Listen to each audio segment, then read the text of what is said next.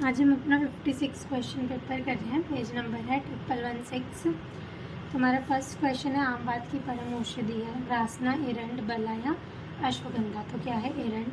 पिंड तेल का प्रयोग होता है आमवाद में, संधिवात में, वात रक्त में या फिर कोष्ठुक शीर्षक में। तो किस में होता है? वात रक्त में। पिंड तेल किसमें? वात रक्त में। तमक श्वास के भेद होते हैं 2, 3, 4 या फिर 5। तो कितने होते हैं? 2। संतमक और प्रतमक। अतत्व अभिनिवेश क्या है? वात व्याधि, मानसिक रोग, ज्वर का भेद या फिर उन्माद का भेद। तो क्या है? ये एक मानसिक रोग है। षडंग पानीय का प्रयोग होता है पैक्तिक अतिसार में, विसूचिका में, ज्वर विपाशा में या फिर आम बात में। तो किसमें यूज होता है? ज्वर विपाशा में। राज्य क्षमा रोग में प्रयुक्त होता है पंचामृत परपटी, विजय परपटी, स्वर्ण परपटी या फिर बोल परपटी। तो क्या यूज होता है हमारा? स्वर्ण परपटी।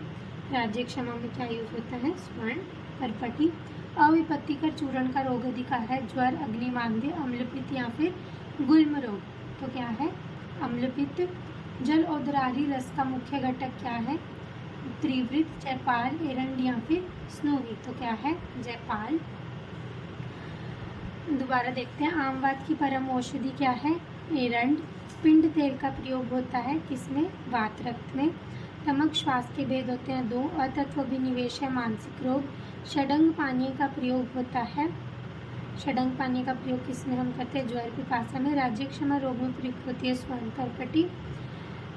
अविपत्तिकर, इसका से याद रखना, राजा का रोग है तो सोना पहनेगा, ठीक है। अविपत्ति चुपकर चूर्ण का रोग अधिकार क्या है? अम्लपित्त। और जलोदरारी रस का मुख्य घटक क्या है हमारा?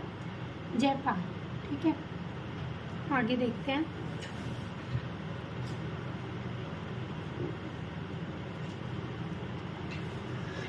कनक आसव की मात्रा होती है 5 ml, 20 ml, 40 ml या फिर 60 ml। तो कितनी होती है? 20 ml। उसके बाद स्नेह के प्रकार होते हैं 2, 3, 4 या फिर 5। तो स्नेह कितने प्रकार का होता है हमारा? 4 प्रकार का। घृत, तेल, वसा, मज्जा। आकस्मिक दुर्घटना में सद्यो व्रण होने पर सर्वप्रथम क्या करना चाहिए? मतलब जो इमरजेंसी में दुर्घटना हो जाए तो उसका जो सद्य व्रण है तो उसमें हमें क्या करना चाहिए? व्रण उपचार, टेटनस ऑक्साइड का इंजेक्शन, व्रण उपचार, दर्द निवारक औषधि, व्रण उपचार, दर्द निवारक औषधि, व्रण उपचार, टेटनस ऑक्साइड का इंजेक्शन। तो क्या करना चाहिए? दर्द निवारक औषधि, फिर व्रण का उपचार, फिर टेटनस ऑक्साइड का इंजेक्शन देना चाहिए। तीव्र श्वास की मुख्य औषधि क्या है? डेक्सामिथासोन, क्लोरोफेनिकोल या फिर अमीनोफाइलिन या फिर डिजाक्सिन। तो कौन सी देनी चाहिए हमें?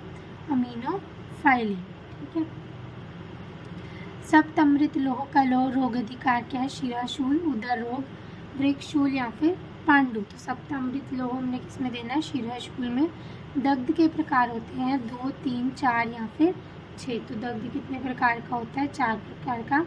तीव्र रक्तस्राव में प्रयुक्त औषधि का नाम है बोलबदरस, प्रवाल पृष्टि, रक्त पित्तांत लोह या फिर पीयूषवल्ली रस। तो क्या है हमारा? बोलबद रस। उसके बाद सिर में चोट लगने पर कौन सी दर्द निवारक औषधि का प्रयोग करते हैं? गोदंती भस्म, अहिफेन के योग, एसिटामिनोफेन या फिर उपयुक्त में से कोई नहीं। तो सिर पर चोट लगने पर हम क्या देते हैं? एसिटामिनोफेन, ठीक है। उसके बाद विश्व स्वास्थ्य संगठन का मुख्यालय कहाँ है? कोलकाता, बेंगलुरु, जेनेवा या फिर असम। तो कहाँ पे है? जेनेवा में। रिवाइज करते हैं, कनक आसव की मात्रा कितनी होती है? 20 ml। स्नेह के प्रकार होते हैं 4। आकस्मिक दुर्घटना में सद्य व्रण होने पर सर्वप्रथम क्या करना चाहिए? दर्द निवारक औषधि, व्रण उपचार, टेटनस ऑक्साइड का इंजेक्शन। तीव्र श्वास की मुख्य औषधि क्या है? अमीनोफाइलिन। सप्तमृत लोह का रोग अधिकार क्या है? शिराशूल। दग्ध के कितने प्रकार होते हैं? 4। तीव्र रक्तस्राव में प्रयुक्त होने वाली औषधि कौन सी है? तीव्र रक्तस्राव में हम कौन सी औषधि प्रयुक्त करते हैं? बोलबदरस। सिर पर चोट लगने पर कौन सी दर्द निवारक औषधि देते हैं? एसिटामिनोफेन। विश्व स्वास्थ्य संगठन का मुख्यालय कहाँ पे है? जेनेवा में। आगे देखते हैं,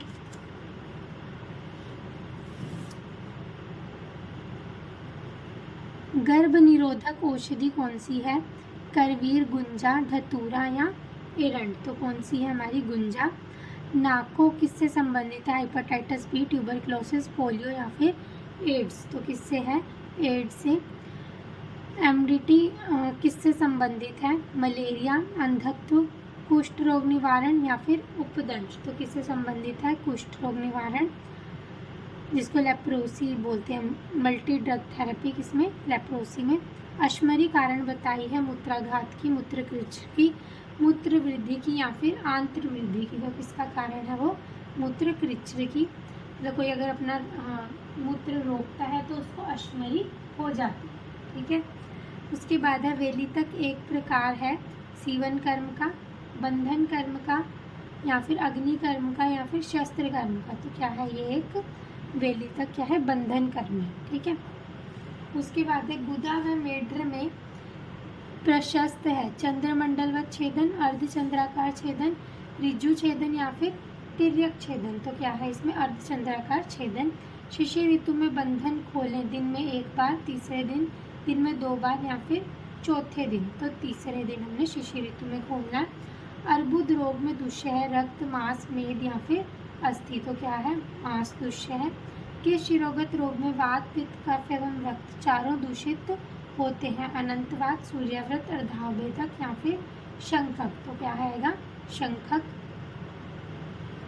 रिवाइज करते हैं, गर्भ निरोधक औषधि है गुंजा, नाको किससे संबंधित है, एड्स से, एमडीटी किससे संबंधित है, कुष्ठ रोग निवारण, अश्मरी कारण बताई गई है, मूत्रकृच्छ की, वेली तक एक प्रकार का बंधन कर्म है, गुदा व मेढ्र में अर्धचंद्राकार छेदन प्रशस्त है, शिशिर ऋतु में बंधन खोलें तीसरे दिन, अर्बुद रोग में दुष्य क्या है, मांस, कि शिरोगत रोग में वात, पित्त, कफ, रक्त चारों दूषित होते हैं, तो किसमें होते हैं, हमारे शंखक में। आगे देखते हैं,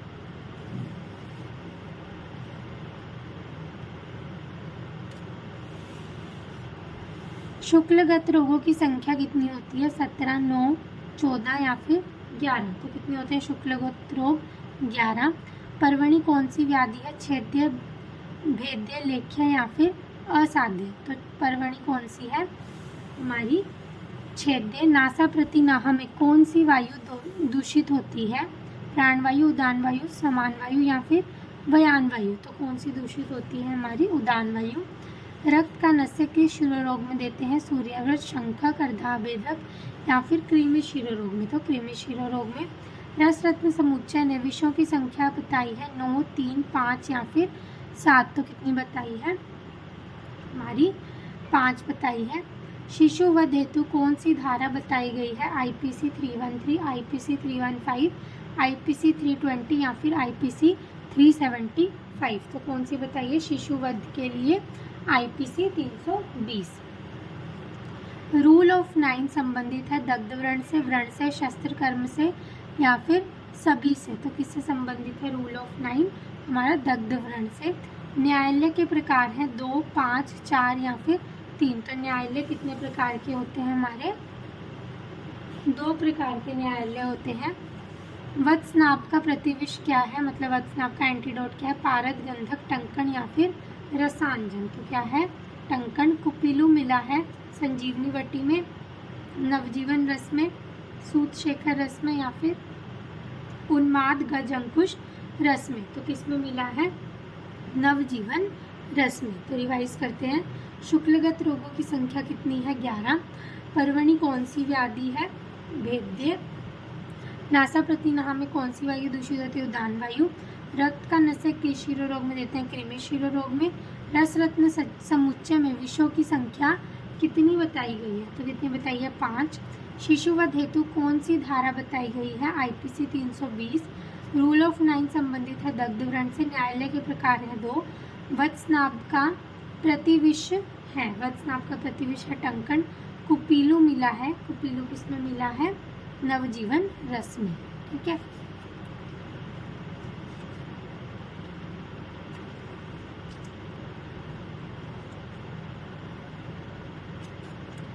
आगे देखते हैं,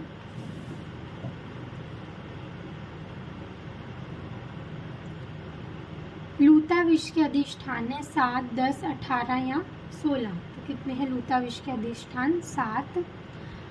हाइड्रोफोबिया को समझ सकते हैं लूता विष, मूषक विष, वृश्चिक विष या फिर अलर्क विष। तो अलर्क विष। मूषक विष का अधिष्ठान है दंत, शुक्र, आर्तव या सभी। तो शुक्र। कुपीलु मुख्यतः कार्य करता है अमाशय पर, नाड़ी संस्थान पर, सुषुम्ना पर या फिर मांसपेशी पर। तो किस पर करता है? सुषुम्ना पर। सुश्रुत के अनुसार रजस्राव काल है 7 दिन, 5 दिन, 3 दिन या फिर सभी। तो कितना है? 3 दिन का रजस्राव काल है। वाग्भट के अनुसार स्तन्य का प्रमाण कितना है? 3 अंजलि, 4 अंजलि, 2 अंजलि या फिर 1 अंजलि। तो कितना है स्तन्य का प्रमाण वाग्भट के अनुसार? 2 अंजलि। गर्भ में लिंग की उत्पत्ति किस मास में होती है? 2 माह, 3 माह, 4 माह या फिर 5 माह। तो 2 माह में। सूतिका स्वस्त्रित काल है 3 से 5 दिन, 5 से 7 दिन, 1.5 मास या फिर 4 मास। तो कितना है हमारा? 5 से 7 दिन। स्तन कीलक की श्रेष्ठ चिकित्सा है विरेचन, दीपन, घृतपान या फिर वमन। तो क्या है हमारे? घृतपान। रिवाइज करते हैं। लूता विष के अधिष्ठान है 7। हाइड्रोफोबिया को समझ सकते हैं अलर्क विष। मूषक विष का अधिष्ठान है शुक्र। कुपीलु मुख्यतः कार्य करता है कुपीलु पहले हमने एंटीडोट कुपीलु पढ़ा था ना कि किसका मुख्य घटक है, तो नवजीवन रस का था। अब यहाँ पे पूछा है कि कुपीलु मुख्यतः कार्य किस पर करता है, तो किस पर करता था? सुषुम्ना पर। सुश्रुत के अनुसार रजस्राव काल कितने दिन का है? 3 दिन का। वाग्भट के अनुसार स्तन्य का प्रमाण कितना है? 2 अंजलि। गर्भ में लिंग की उत्पत्ति किस मास में होती है? तो किस मास में होती है? 2 मास में। सूतिका स्वस्त्रित काल कितना है? 5 से 7 दिन। स्तन कीलक की श्रेष्ठ चिकित्सा क्या है? घृतपान। आगे देखते हैं।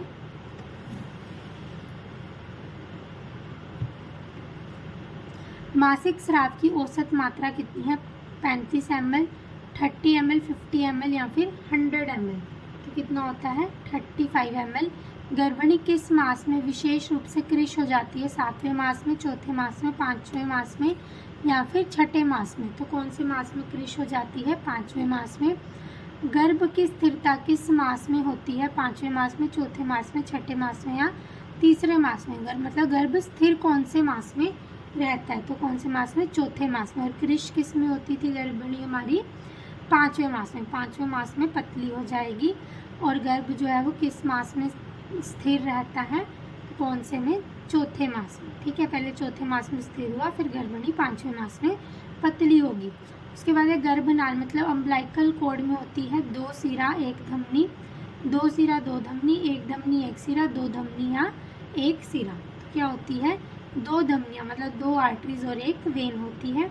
सद्योग्रहित गर्भ के लक्षण है विपासा, ग्लानि, शक्ति सदन या फिर सभी। तो क्या है? सभी हैं। इसके बाद प्रजापत्य विधि द्वारा जात कर्म का विधान किस आचार्य ने बताया? चरक, काश्यप, वाग्भट या सुश्रुत वाग्भट। प्राण प्रत्यागमन विधि से मंत्र उच्चारण विधान किस आचार्य ने बताया? चरक, सुश्रुत, वाग्भट, काश्यप तो वाग्भट। नाभिनाल कर्तन के बाद नाभि का सिंचन करते हैं बला तेल से, रास तेल से, कुष्ठ तेल से या फिर कटु तेल से। तो किससे करते हैं हम? कुष्ठ तेल से। सुश्रुत के अनुसार सुश्रुत ने कोल समान मात्रा किस शिशु के लिए बताया है? जात मात्र, शीर, अन्नाद, अन्नाद या फिर शीरक। तो किसके लिए बताया है? अन्नाद के लिए। रिवाइज करते हैं। मासिक स्राव की औसत मात्रा है 35 ml। गर्भिणी किस मास में विशेष रूप से कृश हो जाती है? तो 5वें मास में। गर्भ की स्थिरता किस मास में होती है? 4थे मास में। अम्बलाइकल कॉर्ड में होती हैं 2 आर्टरीज 1 वेन। सद्योग्रहित गर्भ के लक्षण है पिपासा, ग्लानि, शक्ति सदन। प्रजापत्य विधि द्वारा जात कर्म का विधान किस आचार्य ने किया? वाग्भट ने। प्राण प्रत्यागमन विधि में मंत्रोच्चारण का विधान किस आचार्य ने किया? वाग्भट ने। नाभिनाल कर्तन के बाद नाभि का सिंचन करते हैं कुष्ठ तेल से। सुश्रुत ने कोल समान मात्रा किस शिशु के लिए बताई है? तो अन्नाद के लिए बताई है। आगे देखते हैं।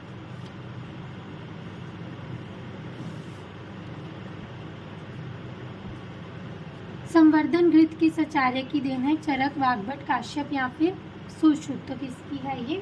संवर्धन घृत काश्यप की। बाल शोष का वर्णन है अष्टांग संग्रह है, अष्टांग हृदय, अष्टांग संग्रह और अष्टांग हृदय या फिर काश्यप। तो क्या है? अष्टांग संग्रह और अष्टांग हृदय दोनों। पारिगर्भिक रोग का चिकित्सा सिद्धांत है पाचन, दीपन, वमन या फिर लेहन कर्म। तो पारिगर्भिक रोग का चिकित्सा सिद्धांत क्या है? वमन। फक रोग का कारण है श्लेष्मिक दूध, गर्भवती माता के दूध, उपयुक्त दोनों से या फिर त्रिदोषज दूध से। तो क्या आएगा इसमें? दोनों से श्लेष्मिक और गर्भवती माता के दूध से। रसांजन किस व्याधि की चिकित्सा में मुख्य रूप से प्रयोग करते हैं? गुदपाक, गुदभ्रंश, अतिसार या फिर परिकीर्तिका। तो रसांजन किस में प्रयोग करते हैं हम? गुदपाक में। चरक के अनुसार नाभि नाल कर्तन करते हैं 4 अंगुल दूरी पर, 8 अंगुल दूरी पर, 6 अंगुल दूरी पर या फिर इच्छा अनुसार। तो क्या करते हैं? 8 अंगुल दूरी पर।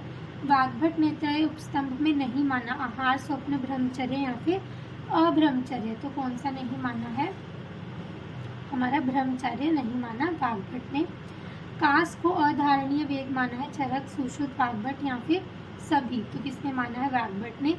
जनपद उपध्वंस का प्रधानतम कारण है वायु, जल, देश या फिर काल। तो क्या है प्रधानतम कारण? काल है। रिवाइज करते हैं। संवर्धन गृत किस आचार्य की देन है? काश्यप। बाल शोष का वर्णन है अष्टांग संग्रह और अष्टांग हृदय। पारिगर्भिक रोग का चिकित्सा सिद्धांत है वमन। फक रोग का कारण है श्लेष्मिक दूध एवं गर्भवती माता के दूध से। रसांजन किस व्याधि की चिकित्सा में मुख्य रूप से प्रयोग करते हैं? गुदपाक। चरक के अनुसार नाभिनाल कर्तन करते हैं 8 अंगुल दूरी पर। वाग्भट ने त्रय उपस्तंभ में नहीं माना ब्रह्मचर्य। कास को अधारणीय वेग माना है वाग्भट ने। जनपद उपध्वंस का प्रधानतम कारण है काल। आगे देखते हैं।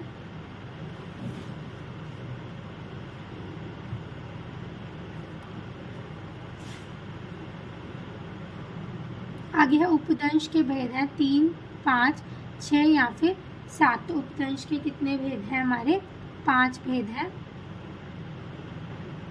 5 भेद हैं उपदंश के। उसके बाद सुश्रुत ने औपसर्गिक व्याधि नहीं माना। सुश्रुत ने औपसर्गिक व्याधि किसको नहीं माना? नेत्र अभिषंध, उपदंश, ज्वर या फिर शोष। औपसर्गिक व्याधि होती है जो हमारी कम्युनिकेबल डिजीज है। तो सुश्रुत ने किसको नहीं माना? तो किसको नहीं माना? उपदंश को।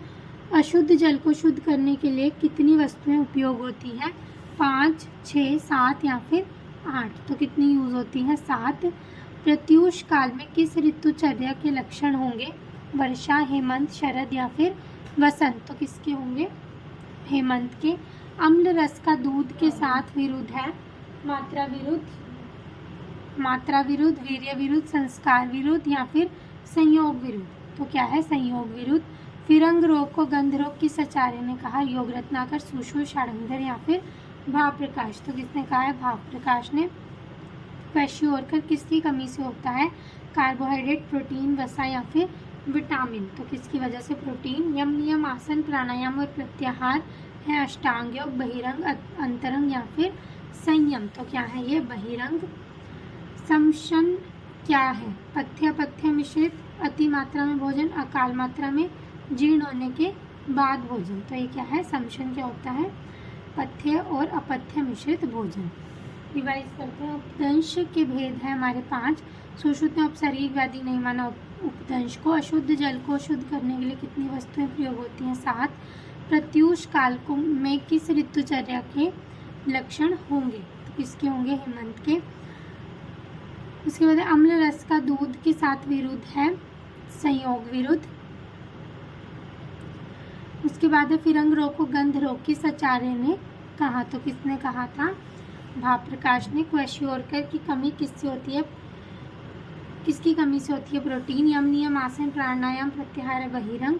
समशन क्या है? पथ्य अपथ्य मिश्रित भोजन। ये देखते हैं।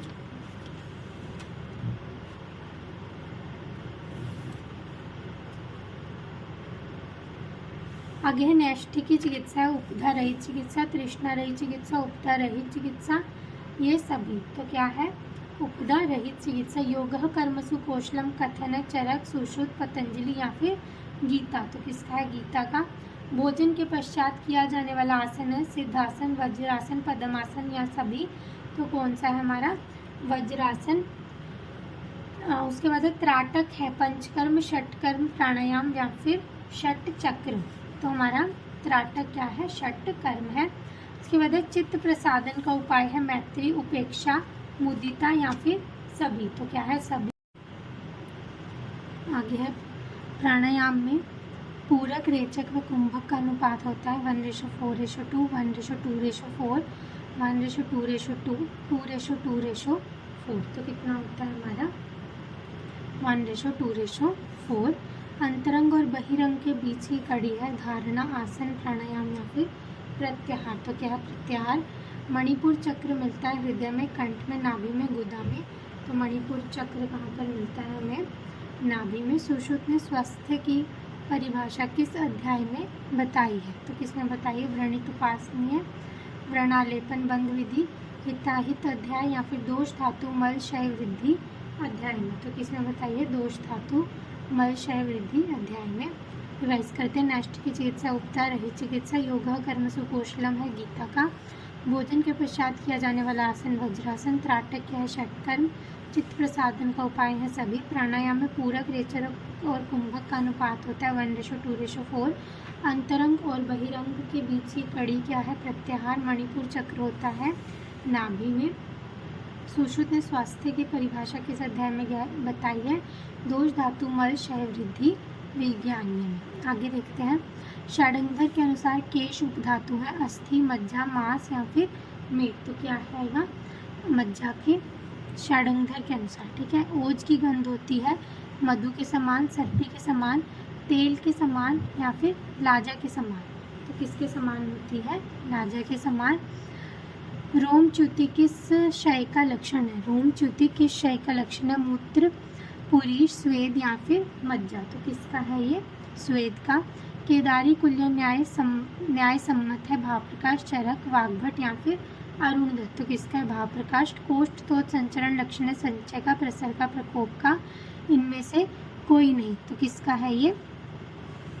हमारा प्रकोप का। दोष दुष्य सम्मूर्छना रोगों का असमवाय कारण, समवाय कारण, निमित्त कारण या फिर इनमें से कोई नहीं। तो क्या है ये? असमवाय कारण। आचार्य चरक के अनुसार अनुपक्षय का अंतर्भाव किया जाता है पूर्व, संप्राप्ति, उपक्षय या फिर निदान। तो किसमें किया जाता है? निदान में। विस्तार वचनम डैश तंत्र युक्ति है, उद्देश्य, निर्देश, उपदेश या फिर अपदेश। तो क्या है? निर्देश। नाड़ी परीक्षा का उल्लेख सर्वप्रथम किया कणाद ने, रावण ने, षडंगर ने या फिर गंगाधर ने। तो किसने? षडंगर ने। रिवाइज करते हैं। षडंगर के अनुसार केश उपधातु है मज्जा की, ओज की गंध होती है लाजा के समान। रोमच्युति किसका लक्षण है? स्वेद का। केदारी कुल्य न्याय किससे सम्मत है? तो भावप्रकाश से। कोष्ठ तो संचरण किस में मिलता है? तो प्रकोप में। दोष दुष्य संमर्चना रोगों का है असमवाय कारण। आचार्य चरक के अनुसार अनुपक्षय का अंतर्भाव किया जाता है निदान में। विस्तार वचनम डैश तंत्र युक्ति है निर्देश। नाड़ी परीक्षा का उल्लेख सर्वप्रथम किया षडंगर ने। आगे देखते हैं।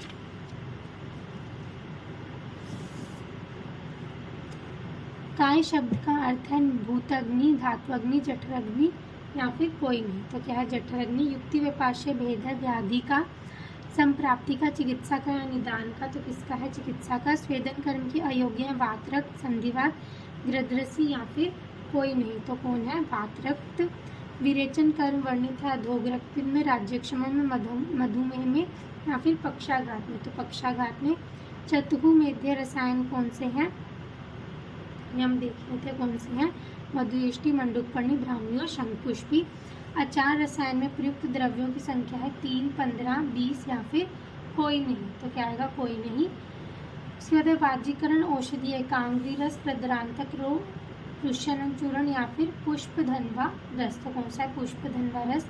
ज्वर का आत्म लक्षण है अरुचि, देह, मन, संताप, शिरशूल या फिर अंगमर। तो क्या है? देह, मन, संताप। शीतोप्लादी चूर्ण प्रयुक्त होता है शुष्क कास, आर्द्र कास या तमक श्वास या फिर कफज ज्वर। तो किसमें यूज होता है? आर्द्र कास में। लास्ट और देख लेते हैं फिर रिवाइज करते हैं। अम्ल पित्त का चिकित्सा सिद्धांत है दोषों का प्रतिमार्गहरण, बस्तीकर्म, दोषों का स्वमार्गहरण या फिर कोई नहीं। तो दोषों का स्वमार्गहरण। रिवाइज करते हैं। काय शब्द का अर्थ है जठराग्नि, युक्ति विपाश्य भेद है चिकित्सा का। स्वेदन कर्म की अयोग्य वातरक्त। विरेचन कर्म वर्णित है पक्षाघात में। चतुः मेध्य रसायन है मधुयष्टि, मंडूकपर्णी, ब्राह्मी, शंखपुष्पी। अचार रसायन में प्रयुक्त द्रव्यों की संख्या कोई नहीं। वाजीकरण औषधि है पुष्पधनवा रस। ज्वर का आत्मलक्षण है देह, मन, संताप। शीतोप्लादी चूर्ण प्रयुक्त होता है किसमें? आर्द्र कास में। और अम्ल पित्त का चिकित्सा सिद्धांत क्या है? दोषों की स्वमार्ग चिकित्सा। Thank you.